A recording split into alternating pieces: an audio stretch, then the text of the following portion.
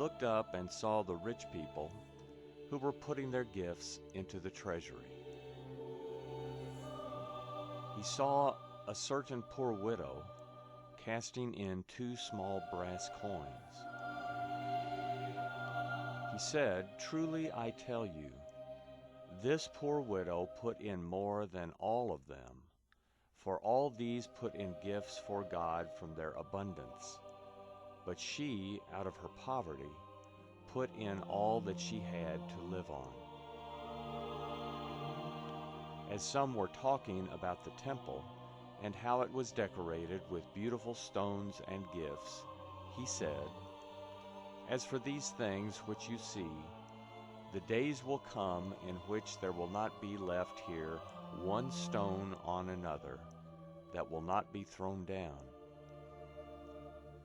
They asked him, "Teacher, so when will these things be?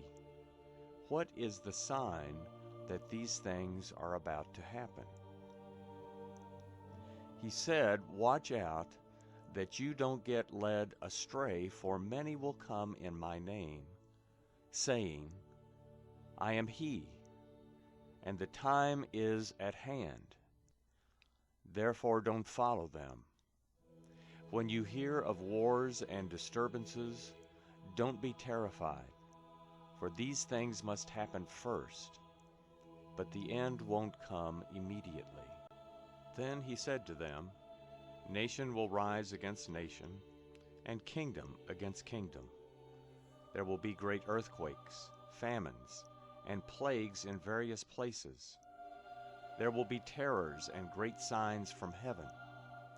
But before all these things they will lay their hands on you and will persecute you, delivering you up to synagogues and prisons, bringing you before kings and governors for my name's sake.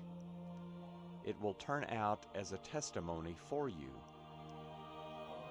Settle it therefore in your hearts not to meditate beforehand how to answer, for I will give you a mouth and wisdom which all your adversaries will not be able to withstand or contradict.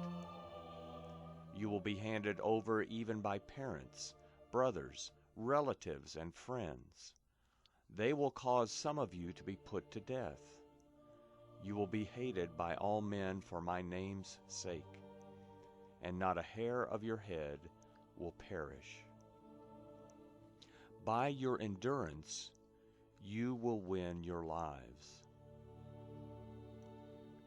But when you see Jerusalem surrounded by armies, then know that its desolation is at hand. Then let those who are in Judea flee to the mountains. Let those who are in the middle of her depart. Let those who are in the country not enter therein. For these are days of vengeance, that all things which are written may be fulfilled. Woe to those who are pregnant, and to those who nurse infants in those days. For there will be great distress in the land, and wrath to this people. They will fall by the edge of the sword, and will be led captive into all the nations. Jerusalem will be trampled down by the Gentiles, until the times of the Gentiles are fulfilled. There will be signs in the sun, moon, and stars, and on the earth anxiety of nations, in perplexity for the roaring of the sea and waves, men fainting for fear and for expectation of the things which are coming on the world.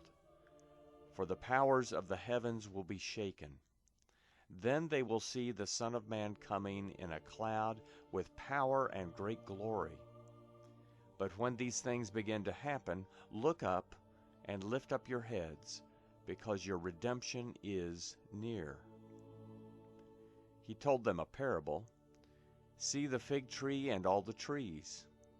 When they are already budding, you see it and know by your own selves that the summer is already near.